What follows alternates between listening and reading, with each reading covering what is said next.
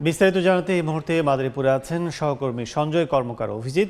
এছাড়া মুন্সিগঞ্জে আছেন নাসিরউদ্দিন উজ্জ্বল। তার সঙ্গে আছেন বিআইডব্লিউটি এর উপপরিচালক ওবায়দুল করিম খান। সরাসরি শুরুতে যাচ্ছি অভিজিতের কাছে।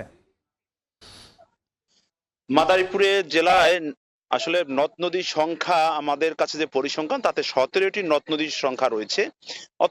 অথচ বাস্তবতায় হিসাব করে দেখলে আমরা 10টির বেশি নদ নদীর এখন দৃশ্যমান কোনো অস্তিত্ব নেই। সর্বোচ্চ 10টি নদ নদী রয়েছে। আমরা কথা বলেছিলাম স্থানীয় পানি উন্নয়ন বোর্ডের শীর্ষ কর্মকর্তা নির্বাহী প্রকৌশলী সানাউল কাদের খানের সাথে। তিনি আমাদেরকে জানিয়েছেন যে যে সমস্ত এলাকায় নদীতে নাব্য সংকট দেখা দিয়েছে, অর্থাৎ কোথাও ডুবোচর রয়েছে এবং যেখানে পলি পরে ভরাট হয়ে গেছে, নৌ চলাচল ব্যাহত হচ্ছে, সেই সমস্ত এলাকায় আপাতত তারা তেমন কোনো খনন কার্যক্রম চালাতে পারবেন না, যেহেতু কোনো প্রকল্প হাতে নেই। তিনি বলেছেন যে বিভিন্ন এলাকায় তারা সমীক্ষা চালাবেন, অর্থাৎ পরীক্ষা নিরীক্ষা চালাবেন তাদের বিভিন্ন যন্ত্রপাতি দিয়ে। সে পরীক্ষা শেষে যদি তারা প্রয়োজন মনে করেন সে সমস্ত এলাকায় নদীতে খনন করবেন, অথবা ড্রেজিং এর মাধ্যমে আবারও যে নৌপথ সচল সেটি কিন্তু চলাচলের জন্য তিনি করবেন বলে আমাদেরকে জানিয়েছেন। তিনি আরেকটি বিষয় জানিয়েছেন যে বিআইডব্লিউটিএ এবং বাংলাদেশ পানি উন্নয়ন বোর্ড এই দুটি দপ্তর থেকে মূলত এই নদী খনন করা হয় এবং নৌ চলাচল স্বাভাবিক রাখতে তারা প্রয়োজনীয় ব্যবস্থা গ্রহণ করে থাকেন। মাদারীপুরের যে ঢাকা থেকে সরাসরি মাদারীপুরে বিভিন্ন লঞ্চ চলাচল করতো, সেই লঞ্চ চলাচল কিন্তু এরই মধ্যে বন্ধ হয়ে গেছে। এছাড়া বড় বড় জাহাজ চলাচল করতো, অর্থাৎ মাদারীপুরের যে রাজধানী ঢাকার সাথে যে ব্যবসা বাণিজ্যের ক্ষেত্রে যে এই নৌপথে যাতায়াত সেটি কিন্তু এরই মধ্যে বন্ধ হয়ে গেছে। নানা কারণে বন্ধ হয়ে গেছে। তার অন্যতম কারণ হলো নদীতে নাব্য সংকট দেখা দিয়েছে। এর অন্যতম কারণ পানি উন্নয়ন বোর্ড বলছে তারা পরীক্ষা চালাবেন, পরীক্ষা শেষে যদি তারা প্রয়োজন মনে করেন তাহলে কিন্তু পরবর্তীতে ব্যবস্থা গ্রহণ করবেন খনন করার জন্য। তো এই ছিল আমার কাছে মাদারীপুরের যে আড়িয়াল খাঁ নদের যে বর্তমান অবস্থা নাব্যর, সেটি সর্বশেষ ছিল। এখন চলে যাচ্ছি আমরা মুন্সিগঞ্জে। সেখানে আছে আমাদের সহকর্মী নাসিরউদ্দিন উজ্জ্বল। সেখানকার সবশেষ পরিস্থিতি জানাবেন তিনি।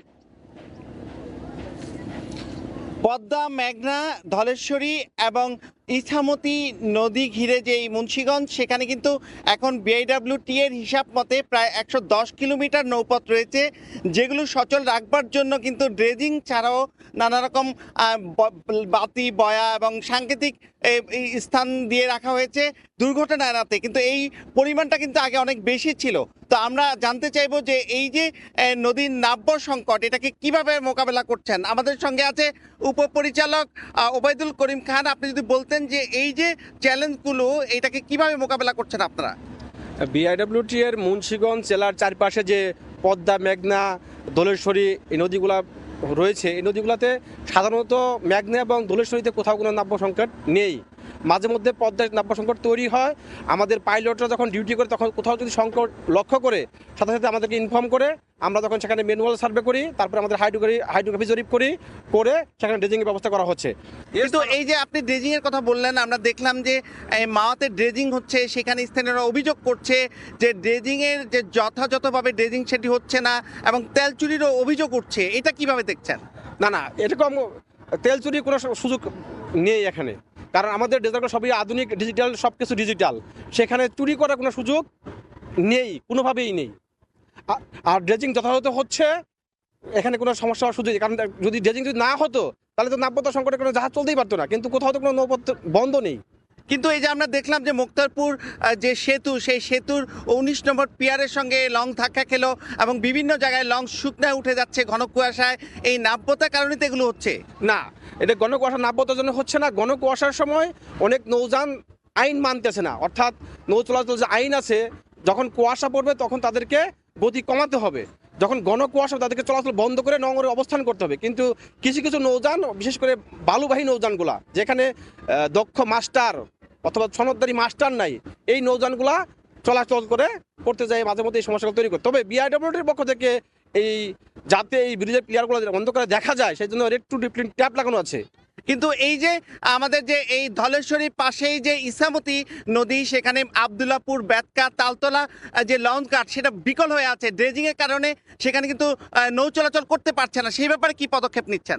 বিষয়টা আসলে ঠিক এরকম না। এখন এই সড়ক যোগাযোগ বৃদ্ধি পাওয়ার কারণে এই ইছামতি নদীতে যে আগে লঞ্চ গার্ডগুলো ছিল, সেখানে আর যাত্রী নেই। যাত্রী না থাকার কারণে এখন মানুষজন সেখানে আর লঞ্চ চালাচ্ছে না, শুধুমাত্র নারায়ণগঞ্জ মুন্সিগঞ্জ পর্যন্ত এখন লঞ্চ মালিকরা লঞ্চ চালাচ্ছে। ধন্যবাদ আপনাকে। তো বিআইডব্লিউটি এর উপপরিচালক যেটি বলছিলেন যে চাহিদা নেই, এটি কিন্তু ঠিক না।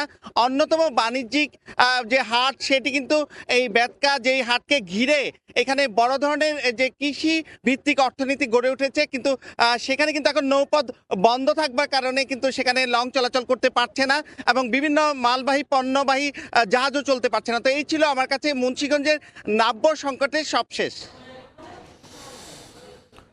সংকটময় নদ নদীর অবস্থা জানাতে আমাদের সাথে সরাসরি যুক্ত ছিলেন দুই সহকর্মী, সঙ্গে ছিলেন বিআইডব্লিউটিএ কর্মকর্তা।